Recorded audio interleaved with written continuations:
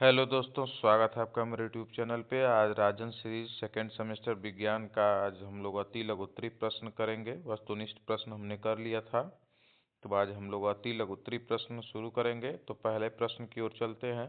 वयस्क मानव शरीर में कितनी अस्थियां होती हैं? तो वयस्क मानव शरीर में 206 हड्डियां होती हैं।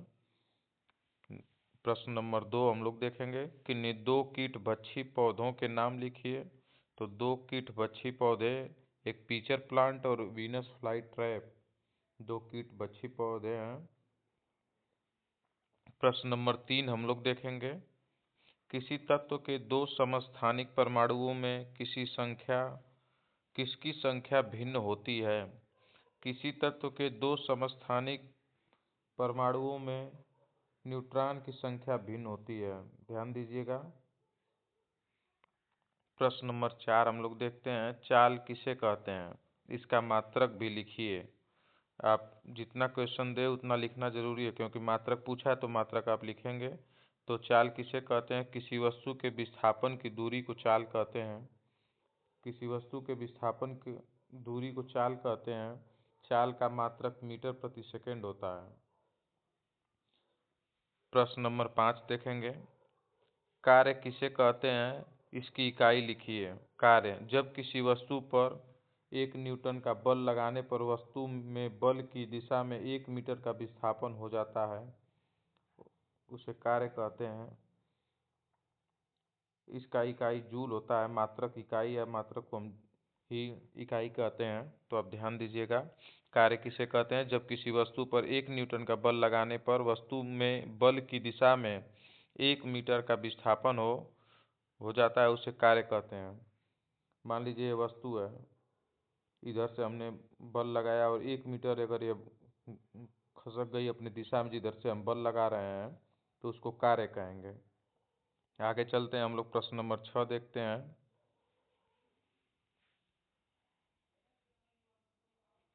उत्तोलक कितने प्रकार के होते हैं?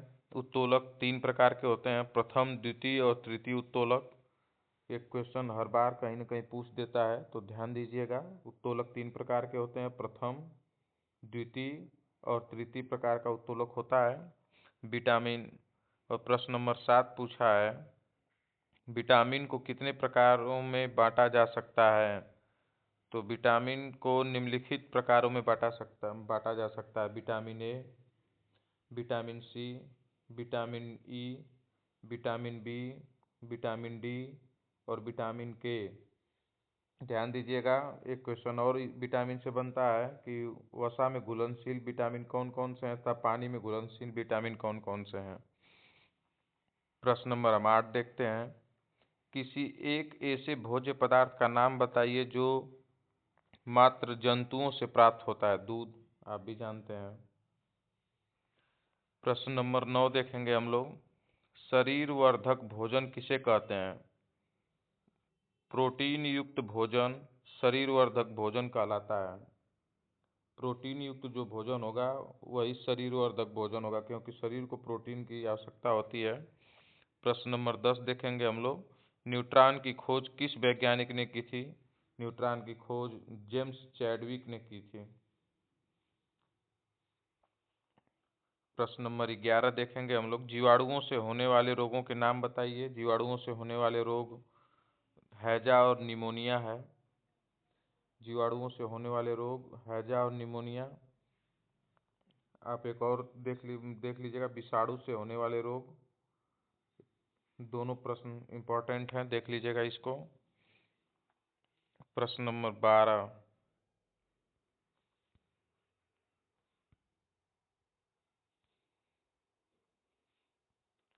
प्रश्न नंबर 12 दिया हुआ है कि वनस्पति कोशिका एवं प्राणी कोशिका में कोई दो अंतर लिखिए। वनस्पति कोशिका व प्राणी कोशिका में दो अंतर। वनस्पति कोशिका में भित्ति पाई जाती है तथा जंतु कोशिका में कोशिका भित्ति नहीं पाई जाती है। ध्यान दीजिएगा, प्राणी कोशिका में कोशिका भित्ति नहीं पाई जाती है और वनस्पति में कोशिका भित्ति पाई जाती है। दूसरा अंतर है, इसमें क्लोरोप्लास्ट बहुत ही सामान्य होता है और इसमें क्लोरोप्लास्ट नहीं होता है। प्राणी में क्लोरोप्लास्ट नहीं होता है। प्रश्न नंबर 13 हम लोग देखेंगे। समस्थानिक किसे कहते हैं, उदाहरण दीजिए। समस्थानिक और समभारिक दो प्रश्न हैं जो इम्पोर्टेंट हैं। समस्थानिक हम लोग देखते हैं, एक ही तत्व के भिन्न भिन्न परमाणु जिनकी परमाणु संख्या समान हो लेकिन द्रव्यमान संख्या भिन्न भिन्न हो उसे समस्थानिक कहेंगे। समस्थानिक को ध्यान दीजिएगा, एक ही तत्व के भिन्न भिन्न परमाणु जिनकी परमाणु संख्या समान हो लेकिन द्रव्यमान संख्या भिन्न हो उसे समस्थानिक कहेंगे। जैसे हाइड्रोजन के तीन 1H1 1S2 1S3, ये उदाहरण ध्यान दीजिएगा। इसी से आप लिख सकते हैं कि जिनका परमाणु संख्या समान तथा द्रव्यमान संख्या भिन्न हो उसे समस्थानिक कहेंगे। प्रश्न नंबर 14 की ओर चलते हैं। कशेरुकी प्राणियों के उत्सर्जी अंगों के नाम लिखिए। कशेरुकी प्राणी में उत्सर्जन फेफड़ों, गुर्दों और त्वचा से किया जाता है। उत्सर्जन का मतलब जैसे पसीना होना, सांस का लेना, बाहर आना, ये सब हमारे उत्सर्जी अंग हैं। तो कशेरुकी प्राणियों के उत्सर्जन फेफड़ा हो गया, गुर्दा हो गया, त्वचा हो गया। प्रश्न नंबर 15 देखते हैं। प्रश्न नंबर 15, शारीरिक व्यतिक्रम किसके कारण होता है। शारीरिक व्यतिक्रम किसके कारण होता है। दूषित भोजन, दूषित वातावरण तथा सूक्ष्म जीवों के प्रकोप से शारीरिक व्यतिक्रम होता है। ध्यान दीजिएगा, शारीरिक व्यतिक्रम किसके कारण होता है। दूषित भोजन, दूषित वातावरण और सूक्ष्म जीवों के प्रकोप से शारीरिक व्यतिक्रम होता है। प्रश्न नंबर 16, संक्रामक रोग किसे कहते हैं। संक्रामक रोग जो अप्रत्यक्ष या प्रत्यक्ष रूप से किसी के पास पहुंच जाए उसे संक्रामक रोग कहते हैं। जैसे आप ध्यान दीजिएगा, संक्रामक रोग प्रश्न नंबर 16, संक्रामक रोग ऐसा रोग होता है जो किसी एक व्यक्ति से दूसरे व्यक्ति तक प्रत्यक्ष या अप्रत्यक्ष रूप से पहुंच जाता है, उसे संक्रामक रोग कहते हैं। प्रश्न नंबर 17 देखेंगे। वर्धी प्रजनन किसे कहते हैं। वर्धी प्रजनन, वर्धी प्रजनन प्रायः पौधों में पाया जाता है। जब पौधों के वर्धी भाग जैसे जड़, तना और पत्ती से नए पौधे का जन्म होता है तो उसे वर्धी प्रजनन कहते हैं। जैसे आलू या गुलाब के डंठल को लगाना, ऐसा वर्धी प्रजनन की प्रक्रिया है। वर्धी प्रजनन आप याद कर लीजिएगा कि जैसे आलू है, तना है, उससे पेड़ बन जा रहा है, या गुलाब के डंठल से पेड़ बन जा रहा है, तो वह वर्धी प्रजनन का उदाहरण हो सकता है। प्रश्न नंबर 18 देखेंगे हम लोग। संचारी रोग किसे कहते हैं। प्रश्न नंबर 18, संचारी रोग किसे कहते हैं। वह सभी रोग जिनके तात्कालिक कारक सूक्ष्म जीव होते हैं तथा ये रोग एक दूसरे मनुष्य तथा छुआछूत के कारण फैलते हैं उन्हें संचारी रोग कहते हैं। एक दूसरे के संपर्क में आने से होने वाला रोग संचारी रोग कहलाता है। ध्यान दीजिएगा, संचारी रोग जो होता है वह एक दूसरे के संपर्क से या छुआछूत के कारण फैलता है, उसे संचारी रोग कहते हैं। प्रश्न नंबर 19, संक्रामक रोग कितने प्रकार के होते हैं। संक्रामक रोग दो प्रकार के होते हैं, एक सांसर्गिक और एक संचारी। ये दोनों संक्रामक रोग हैं जो कि एक दूसरे के अप्रत्यक्ष और प्रत्यक्ष रूप से मिलने पर होता है। प्रश्न नंबर 20 हम लोग देखेंगे। मनुष्य को प्रतिदिन अपने भोजन में कितने पानी की आवश्यकता होती है। तो प्रतिदिन कम से कम 1.5 से 2 लीटर पानी की आवश्यकता होती है।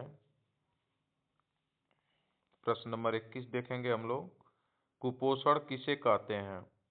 कुपोषण अपर्याप्त भोजन या अपर्याप्त पोषण का कारण बन सकता है। इससे उत्पन्न स्थिति को कुपोषण कहते हैं। कुपोषित बच्चों में आप देखेंगे कि उनका पेट बाहर रहेगा और सभी अंग छोटे छोटे हड्डियां दिखती रहेंगी। यह कुपोषण का शिकार होता है आदमी, जिनमें अपर्याप्त प्रोटीन, कैल्शियम या भोजन न मिलने के कारण कुपोषण होता है उनको। ये छोटे बच्चों में ज़्यादा पाया जाता है, देखने को मिलता है। 22 नंबर देखेंगे हम लोग। घेघा नामक रोग किस पौष्टिक तत्व की कमी से होता है। आयोडीन की कमी से होता है घेघा, आयोडीन की कमी से। प्रश्न नंबर 23 देखेंगे हम लोग। भोजन के परिरक्षण की कौन कौन सी विधियां हैं। भोजन के परिरक्षण की निम्नलिखित विधियां हैं। पहला है अंतराल से उबालना और ठंडा करना। जैसे दूध है, उसको अगर आप सुरक्षित रखना चाहते हैं, फटने से बचाना चाहते हैं, तो उसको समय समय से उबालना और ठंडा करना, वो एक प्रक्रिया है। उसको सुखाना, जैसे मान लीजिए कोई जैसे गोभी है या जो भी है, उसको सुखा कर रख लेंगे। अचार है, डिब्बा बंदी करके ठंडा करके रसायनों के द्वारा जैसे जो वस्तुएं पैक होके आती हैं मार्केट में मिलती हैं और रसायनों के द्वारा पैक होती हैं, जो खराब नहीं होती हैं। परिरक्षण का मतलब है कि उन वस्तु को सुरक्षित कैसे रखा जा सकता है। तो आप उसको सुखा के रख सकते हैं, अचार बना के रख सकते हैं, डिब्बा बंद करके रख सकते हैं, रसायनों के द्वारा रख सकते हैं, ठंडा करके भी रख सकते हैं उसको। कुछ लोग से सामान लाते हैं और फ्रिज में रख देते हैं, वो भी परिरक्षण का एक प्रकार है। प्रश्न नंबर 24 देखेंगे हम लोग। कुछ प्रमुख संक्रामक रोगों का नाम बताइए। कुछ प्रमुख संक्रामक रोग जैसे हैजा, टीबी, खसरा, टाइफाइड, डिप्थीरिया, पेचिश, सुजाक, पीलिया, प्लेग, चेचक, कुकर, खांसी तथा टिटनेस आदि यह संक्रामक रोग हैं। प्रश्न नंबर 25 देखेंगे हम लोग। यौगिक किसे कहते हैं? यौगिक दो या दो से अधिक तत्व निश्चित अनुपात में संयोग करके एक नया पदार्थ बनाते हैं, उसे यौगिक कहते हैं। दो या दो से अधिक तत्व एक दूसरे से मिलके एक निश्चित अनुपात में मिलके और एक नया पदार्थ अगर निर्माण कर रहे हैं तो उन्हें यौगिक कहेंगे हम। मिश्रण किसे कहेंगे? दो या दो से अधिक, प्रश्न नंबर 26 है, ध्यान दीजिएगा। मिश्रण किसे कहेंगे? दो या दो से अधिक पदार्थ अनिश्चित अनुपात में मिलकर मिश्रण बनाते हैं, जैसे सिरका, पीतल। अगर दो या दो से अधिक निश्चित अनुपात में अगर मिल के बनाएंगे तो यौगिक हो जाएगा, और अनिश्चित अनुपात में मिल के बनाएंगे तो मिश्रण हो जाएगा। ध्यान दीजिएगा, यौगिक जो निश्चित अनुपात में मिलकर बनाएगा तो यौगिक कहलाएगा, और दो या दो से अधिक पदार्थ जो अनिश्चित अनुपात में मिलकर बनाएंगे उन्हें मिश्रण हम कहेंगे। प्रश्न नंबर 27 देखते हैं। प्रतीक किसे कहते हैं? किसी वस्तु के नाम को कम से कम शब्दों में व्यक्त करना प्रतीक कहलाता है। चिन्ह, प्रतीक का मतलब चिन्ह, जैसे किसी वस्तु को चिन्ह के द्वारा अगर दर्शाया गया तो वह प्रतीक कहलाएगा। प्रश्न नंबर 28 देखते हैं। पास पड़ोस में होने वाले परिवर्तन कितने प्रकार के होते हैं? प्रश्न नंबर 28, पास पड़ोस में होने वाले परिवर्तन कितने प्रकार के होते हैं? परिवर्तन निम्नलिखित प्रकार के होते हैं। जैसे पहला है तीव्र तीव्र एवं मंद परिवर्तन, अनुकूल एवं प्रतिकूल परिवर्तन, नियमित तथा अनियमित परिवर्तन, प्रत्यावर्तित तथा अप्रत्यावर्तित परिवर्तन, भौतिक तथा रासायनिक परिवर्तन, नियंत्रित एवं अनियंत्रित परिवर्तन, कृत्रिम परिवर्तन। ये सब परिवर्तन है जो पास पड़ोस में होते हैं। तीव्र एवं मंद मतलब तेज और धीमी गति, अनुकूल और प्रतिकूल आपके पास आपके अनुकूल और आपके विपरीत भी हो सकता है परिवर्तन। या नियमित व अनियमित का मतलब है कि कोई नियमित हो सकता है, वह अनियमित परिवर्तन भी हो सकता है, जैसे अचानक से कुछ होना। भौतिक या रासायनिक परिवर्तन जो आप पास पड़ोस में भौतिक है, जैसे दूध का फटना हो गया, ये सब रासायनिक परिवर्तन है, रासायनिक नहीं। प्रश्न नंबर 29 देखते हैं हम। मिट्टी पलट हल किस प्रकार का कूड़ काटता है? आयताकार आयताकार काटता है। परमाणु का आवेश क्या होता है? परमाणु का आवेश शून्य होता है।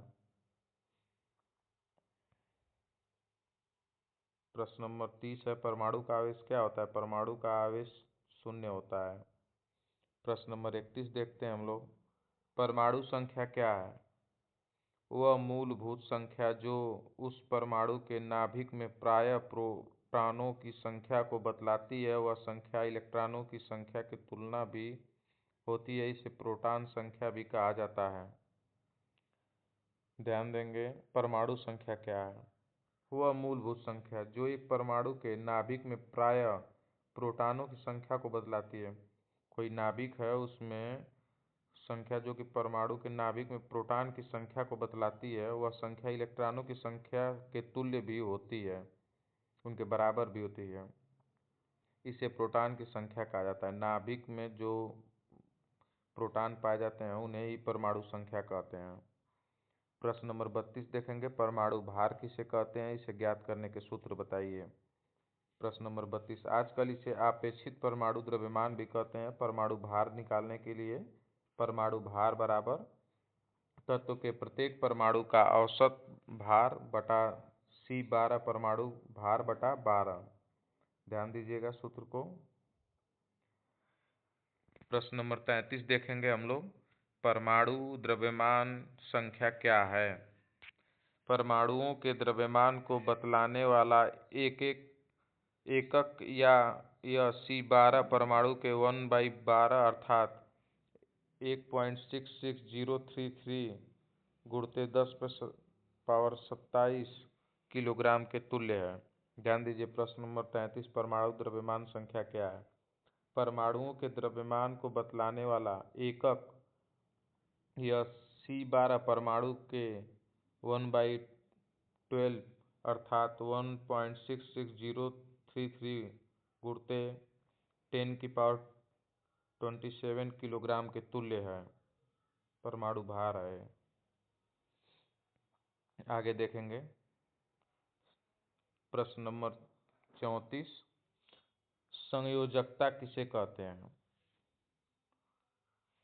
किसी तत्व के परमाणु में बाह्यतम कोश कक्षा में उपस्थित इलेक्ट्रॉनों की संख्या को उस तत्व की संयोजकता कहते हैं।